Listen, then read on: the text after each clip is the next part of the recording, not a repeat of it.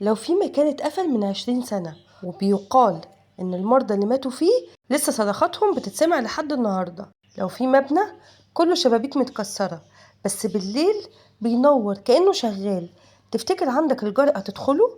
أهلا بيكم في قصة المستشفى القديمة اللي الممرضين بيقولوا إن لسه فيها مرضى أشباح. قبل ما نبدأ، لو قلبك جامد كمل معانا واضغط لايك واشترك في القناة وفعل الجرس عشان الليلة مش هتنام بسهولة. المكان ده كان في التسعينات أكبر مستشفى في المنطقة، عمليات أقسام كاملة، آلاف المرضى. لكن فجأة حاجة غريبة بدأت تحصل، مرضى يدخلوا عمليات بسيطة زي الزايدة يموتوا من غير أي سبب.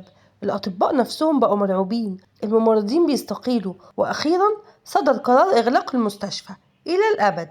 بس هل فعلا اتقفلت؟ لأ، لأن بعد الغلق بدأت الحكايات المرعبة. سكان المنطقة كانوا بيسمعوا أصوات بالليل ويشوفوا شبابيك منورة رغم إن الكهرباء مقطوعة، أصوات أجهزة شغالة كأن في مريض متوصل بجهاز قلب. وفي بعض اللي قالوا إن هم شافوا ستات بجلابيات بيضة ماشية جوه الممرات، ولما بيقربوا منهم يختفوا. ممرض قديم اشتغل في الطوارئ بيحكي إنه كان معدي بعد نص الليل، وقف يتأمل المبنى وفجأة شاف السرير بيتحرك من ورا الشباك. قبل ما يستوعب سمع صوت بينادي باسمه، خاف وترعش وجري لكنه وقع على الأرض. ولما قام لقى على دراعه آثار كدمات كأن في ايدين جامدة مسكته، ومن ساعتها ما قدرش يعدي من الشارع ده تاني. شوية شباب مغامرين قرروا يدخلوا يصوروا، كانوا فاكرينها مجرد إشاعات. دخلوا بالكاميرات وأول ما فتحوا الباب الحديد حسوا ببرودة غير طبيعية. في اللقطات اللي صوروها ظهر صوت نفس تقيل كأن واحد واقف وراهم. واحد فيهم صرخ ووقع على الأرض. لما فاق قال أنا كنت على ترابيزة عمليات، شايف دكاترة بكمامات سودة واقفين فوق دماغي بس عينيهم سودة تماما. هناك الكل بيتكلم عن الغرفة 13، الغرفة دي ماتت فيها مريضة في عملية بسيطة. بعدها بأسبوع الممرضة اللي كانت موجودة انتحرت، وأي حد يدخل الأوضة دي بيحس بإيدين بتسحب رجليه لتحت. شباب كتير جربوا لكن محدش قدر يقعد أكتر من دقيقة جوه.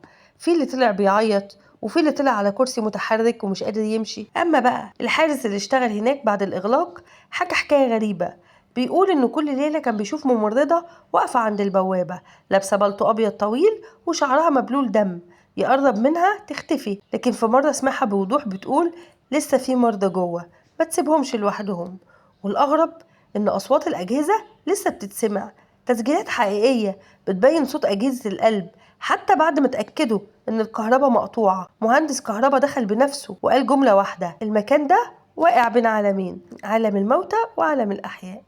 أنا شخصيا دخلت المستشفى، ريحة أدوية قديمة مالية الجو، جدران متشققة، الأرض متكسرة، حسيت ببرودة جامدة جدا. كل خطوة كنت سامعة كأن في حد ماشي ورايا. فجأة سمعت وش قريب من ودني بيتنفس، اتجمدت في مكاني، ولما التفت ملقتش أي حد، بس الإحساس إن في عيون بتراقبني كان بيقتلني.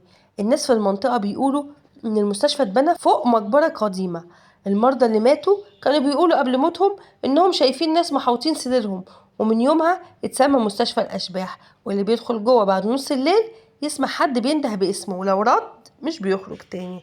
المستشفى لسه واقف ومهجور لكن مش فاضي لأن المرضى لسه موجودين. لو القصة عجبتك اعمل لايك للفيديو واشترك في القناة وفعل الجرس عشان يوصلك باقي الحكايات المرعبة، واكتب لي في الكومنتات تقدر تدخل المستشفى دي لوحدك بالليل ولا هتكتفي انك تسمع عنها من بعيد؟